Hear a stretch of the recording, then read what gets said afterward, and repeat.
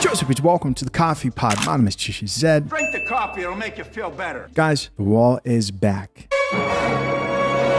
No more wasting time, let's get it. Life is just not easy for the woman when she hits a certain age. We're talking about women who've kind of had this high life and then they've stopped getting offers because maybe now she's hit like 38, 40. And then it's almost like they've kind of gone into this dark hole now. It's so toxic, it's like horrible. Well, here's the thing. Most men don't feel sorry for those women, and I'll tell you why. The reason men don't feel sorry for them is because the experience that she begins to go through when she's older is the experience 90% of men go through every single day. The guy who works at the post office, the guy who helped you pack your bag, the guy who delivered your Amazon parcel, the guy in your class, the guy that you worked with, most guys are invisible. It is only the high value guys that catches women's attention, the guy who's tall, attractive, in shape, successful. So when women who have had that taste of the high life, have been that desirable, gotten all the attention, everything, they then get to a point where now they're being treated how most guys are treated. Guys don't feel sorry for them. A lot of guys feel that if you wanted to have a partner, have a family, and settle down, you get to that point in life and you haven't done that, it's because you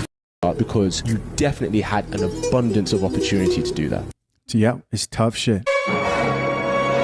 So it's very difficult for a lot of guys to have sympathy, because for a lot of guys it's like, this is how it's been for us since day one. And most of us don't even get to a point where we can attract a girl like you. You've been there, you've had the chance to get those guys, but because you decided to play around, maybe you didn't want it serious, and that's fine. Like, there's nothing wrong with it, but you have to accept what comes with the path that you choose.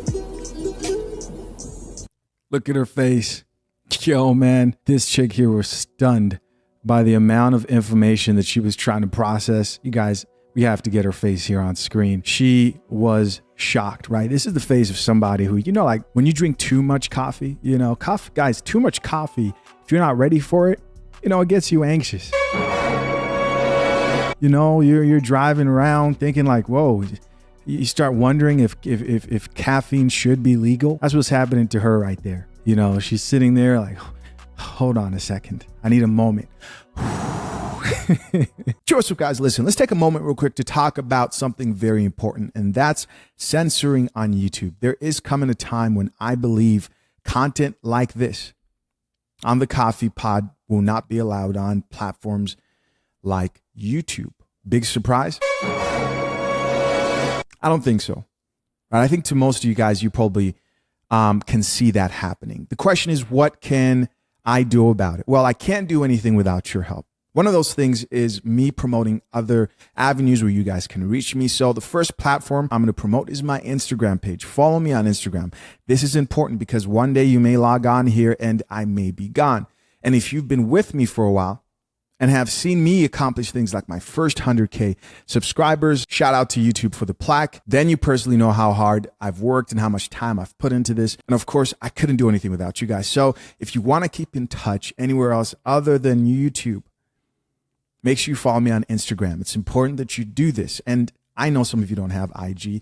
I'm going to promote more platforms, alternative platforms in the near future. And this is not me saying I want to get taken off YouTube, or I plan to, or I think my channel is at high risk. This is just me taking the necessary precautions. I mean, let's be honest, coffee isn't that popular after all. So if you can and would like another point of contact other than YouTube, make sure you follow me on IG. Hit the link pinned to the top of the comment section. I appreciate y'all. Let's get back into this video. Oh, man. Yeah, he said that really well. And most women don't understand this and they don't get it. And then they want sympathy. They want sympathy from men like, well, look at my situation. I'm a single mother and I don't have a man take me seriously. Like, be kind. Well, there's really no kindness in the sexual dating market. You can't expect people, what I mean by that is you can expect people to treat you with respect and such, but you can't expect people to help you out, give you a shot because you're in a bad situation when you missed your opportunity to capitalize on the highest value man who you can settle down with when you're at the peak of your SMV. That's all it just comes down to. And it's not just single mothers, it's women who have hit the wall and they don't look like they used to, but they still want that high value man. Or,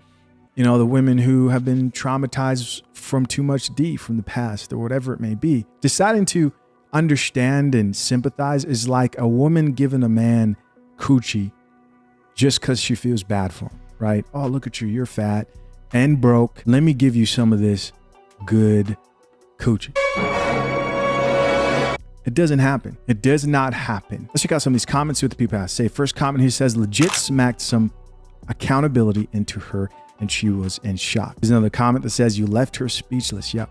Another person here says, unfortunately, high value men don't go around looking for older, depreciated women to date. But guys, we know they will smash, right? They'll smash. Here's another comment that says, that last impression on her face, priceless.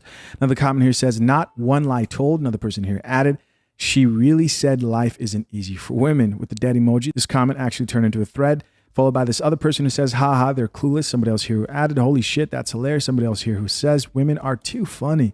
LMAO. This other person is quoting a movie saying, you just adopted the darkness. We were born in it. And somebody here left a photo of Bane as a GIF. Here's another comment that says, the wall is undefeated. Yes, yes, it is. And a few more comments here. So the person says, also, with most women initiating divorce, men are like, yeah, they really have no sympathy after experiencing something like that. Final comment here says, this dude explained that perfectly. But I'd really like to know if at the end, does it look like she was taking in what he said, or was she simply trying to think of a rebuttal? And somebody else here says, rebuttal, of course. Yeah, man. Yeah. People mistake my channel sometimes thinking that I create this content for women. And like, I hope women are watching. There's some. And shout out to those women, the few watching in the comment section down below. But guys, this is a men's channel. Indirectly, men will stumble on this content and they learn how to navigate and vet the right type of women by watching this content and decide the gravity of the situation when it comes to marriage, dating, and how they want to navigate and move. Awareness of what's happening is power. Now, do I appreciate the women who come on here and they benefit from it? Yes, of course.